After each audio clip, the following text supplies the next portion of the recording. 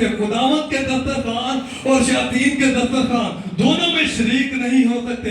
क्या हम खुदावंद की गैरत को जोश दिलाते हैं?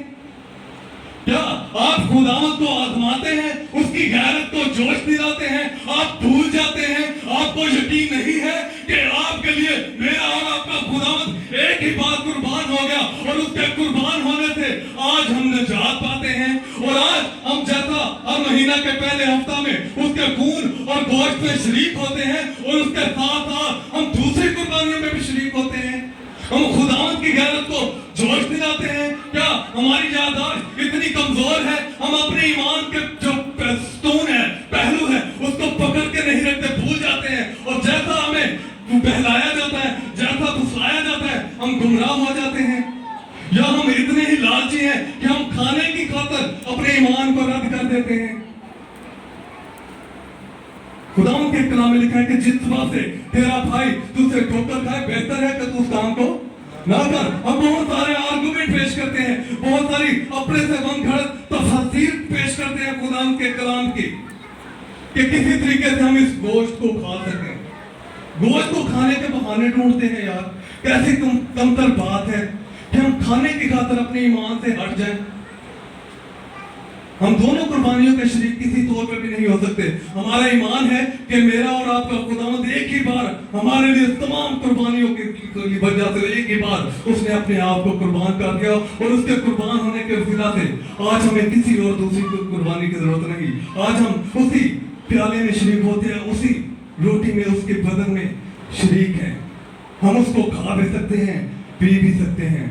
और उसने अपने आप को सौंप दी कुर्बानी के तौर पर। जब हम उसको स्टडी करते हैं, फिर कभी मौका मिला तो इन पांचों कुर्बानियों को किस तौर पे खुदावंद ने अपनी जिंदगी में पूरा किया, इस पर भी हम तालीम हासिल करेंगे। और ये बहुत जरूरी है, ये बहुत जरूरी है कि आप खुदावंद की तालीमात से, इसका मकसद ये नहीं है कि जब हम खुदावंद के कलाम की तालीमात को आप तक पहुंचाते हैं या खुदावंद के कलाम की सच्चाइयों को आप तक पहुंचाते हैं, इसका हरगिज मतलब ये नहीं है कि हम मुआशरे के अंदर नफरत डालना चाहते हैं, उनसे कट कर रहना चाहते हैं। खुदावंद के कलाम में लिखा है कि आप उनके साथ, उनकी ज़ियाफ़तों के अंदर, उनके खानों के अंदर, उनके मेल मिलाप के अंदर शरीक हो सकते हैं।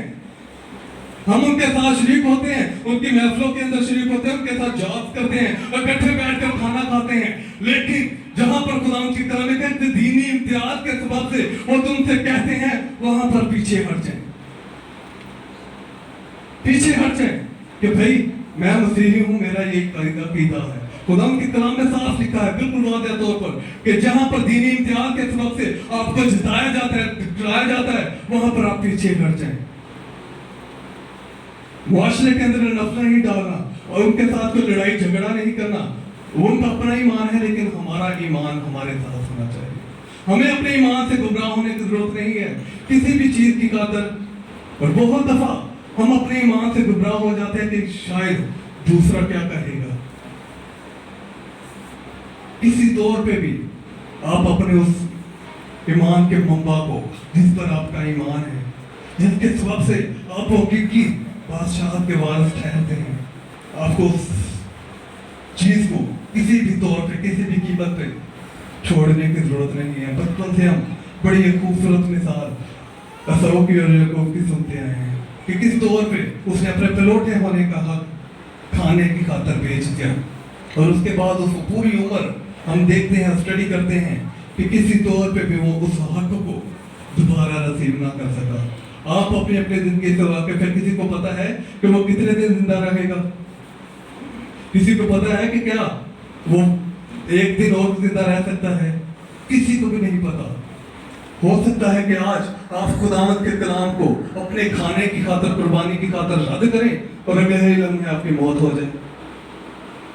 आप रद्द किए हुए जाने की सिचुएशन में खुदावंद की हुजूर में जाएंगे तो आपका क्या बनेगा? हम इस बात पर गौर कर सकते हैं। और खुदावंद के कलाम की तालीमात साफ है कि वही मुर्दे जी उठेंगे जो मसीह में मुएंगे। ऐसा नहीं है कि पीछे से कोई सिफारिश चली जाएगी।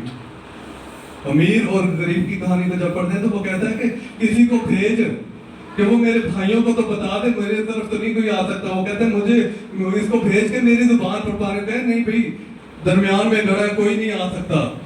किसी को भेज दुनिया में कि वो मेरे भाइयों को बता दे रहा होगा ना भाई, उनके पास खुदावंद का कलाम है, नबियों की तालीमात है, खुदावंद का जिंदगी बख्श कलाम है, इसको पढ़ो, इसको स्टडी करो और इसके मुताबिक जिंदगी गुजारो, यही जिंदगी है, इसके अलावा कोई दूसरा रास्ता नहीं है। ना कोई पीछे से दुआएं या हदिये जहाँ उसको बचा सकते हैं और ना कोई तीसरी पावर उसको बचा सकते हैं। आपने इस जिंदगी में रहते हुए खुदावंद के पहलू को थामे रखा, खुदावंद के कलाम में बिल्कुल वाले जान देने तक भी वफादार है, तो फिर जिंदगी का ताज मिलेगा। ऐसा नहीं कि जिंदगी गुनाह में गुजार दें, जिंदगी अपनी दिल को खुश करने में, अपने तौर तरीकों में, अपनी तफसीर के अंदर के कलाम के ये भी लिखा है, अपनी तफसीर बना लेते हैं और बाद में आप हकीकी जिंदगी की उम्मीद रखें, ऐसा मुमकिन नहीं है। आप ईमान रखिएगा, खुदावंद ने एक ही बार अपने आप को मेरे और आपके गुनाहों के लिए कुर्बान कर दिया और इसी सबब से हम आज खून और गोश्त में शरीक होंगे। यही हमारे लिए हयात और यही हमारी बका है, इसके अलावा आपकी और मेरी बका नहीं है, हम जिंदा नहीं रह सकते। खुदावंद इस कलाम के सिलसिले से मुझे